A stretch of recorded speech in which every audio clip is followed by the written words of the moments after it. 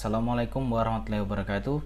Selamat datang kembali di mata kuliah Sistem Tenaga Elektrik dengan kode mata kuliah EL3207. Sebelumnya kita sudah membahas mengenai apa saja load changes pada motor sinkron, kemudian current field changes atau arus field di motor sinkron, dan yang terakhir kita akan membahas tentang motor sinkron dan perbaikan faktor daya.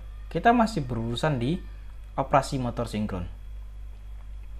Baik, untuk motor sinkron dan perbaikan faktor daya ini sebenarnya sudah dideklar dari yang materi sebelumnya, bahwa ketika motor sinkron berupa overexcited, berarti overexcited itu kan gambarnya kalau dimudahkan jadi gini ya. Overexcited, maka IA-nya pasti akan di atas sini, sehingga Cosby-nya akan bagus. Dengan kata lain, motor sinkron ketika overexcited dapat mengirimkan reactive power. Nah, kalau zaman dulu atau ya mungkin sebelum terkenalnya kapasitor bank, itu motor sinkron biasanya dibeli dan digunakan dengan keadaan no load. Makanya ketika keadaan no load berarti dia tidak ada shaft-nya yang keluar atau porosnya. Dulu digunakan untuk memperbaiki faktor daya, tapi sekarang sudah jarang digunakan karena sekarang sudah lebih dikenal atau lebih banyak menggunakan bank kapasitor atau kapasitor bank. Dan kapasitor bank itu lebih ekonomis dan lebih efektif gitu. Tapi tidak ada salahnya kita mempelajari tentang motor sinkron dan perbaikan faktor daya, karena ini masih dasar dari ilmu kita. Misalkan ini adalah infinite bus, ini adalah infinite bus, dan ini transmission line. Kemudian di transmission line ini menghubungkan ke dalam 3 buah motor. Kalau kotak ini menandakan adalah bebannya sebenarnya, load. Menandakan loadnya. Nah, misalkan kita punya load 1 itu adalah motor induksi dengan 100 kW dengan 0,78 power factor lagging. Motor induksi lagi dengan 200 kW 0,8 power factor lagging, dan yang terakhir kita memasang sinkronus motor 150 kW. Berapa power faktornya? Nah, sekarang jika motor sinkron disetting beroperasi pada 0,85 pf lag, berapakah arus pada jalur transmisinya? Ingat ya, lag. Kalau kita pasang 150 kW dengan power factor 0,85 dan lag atau tertinggal, lagging, berapa arus transmisinya? Kemudian jika motor sinkron disetting beroperasi pada 0,85 power factor lead, ini kan lag berarti 0,85 lead, berapa arus di jalur transmisinya? Jika losses pada jalur transmisi atau PLL sama dengan 3IL kuadrat RL, ya ini salah tulisnya aja. Bagaimana perbaikan kedua kasus tersebut? Bagaimana perbandingan kedua kasus tersebut? Berapakah losses pada masing-masing jalur transmisi lainnya?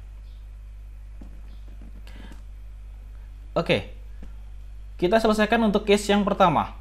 Kita di sini diminta untuk memasang motor sinkron dan mengoperasikannya pada 0,85 pf lag.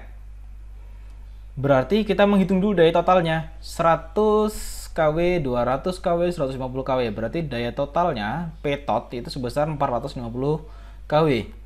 Kemudian reactive powernya itu besarnya adalah daya realnya dengan tan tetanya. Ini kalau lupa ini kita lihat di segitiga daya PQS. PQS. Oh, lupa. Ini P, ini S-nya, ini Q-nya. Ini Q, P, S. Nah, kan? Kalau kita ingin mencari Q-nya, kita punya theta Apa yang digunakan? Iya, PM tan theta. Kan dia tan nih posisinya. Nah, maka didapatkan di sini untuk reactive power di motor pertama yaitu 100 tan cos min 1 dari 0,78. Inverse cos dari 0,78 sehingga didapatkan 80,2 kilofarad.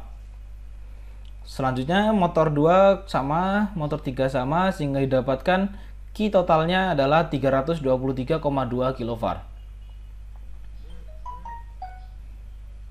Sehingga dari sini kita tahu untuk menghitung power factor itu kita bisa menggunakan cosinus dari kita untuk mencari tetanya kan? Iya. Kita bisa mencari tetanya. Karena di sini tetanya itu bisa dari Q sama P. Sehingga cos theta itu adalah tan min 1 dari Q tot per P tot. Sehingga power faktornya didapatkan 0,812 secara lag. Nah, dari sini kita tinggal menghitung berapa arus transmisinya atau transmission line-nya. Maka IL itu sama dengan, atau kita menggunakan persamaan P total sama dengan akar 3 VLIL cos theta, sehingga IL sama dengan P total dibagi akar 3 VL cos theta. P totalnya kita punya 450 kW, akar 3 kita masukkan, VL-nya 480, cos P, ini cos P yang baru 0,812.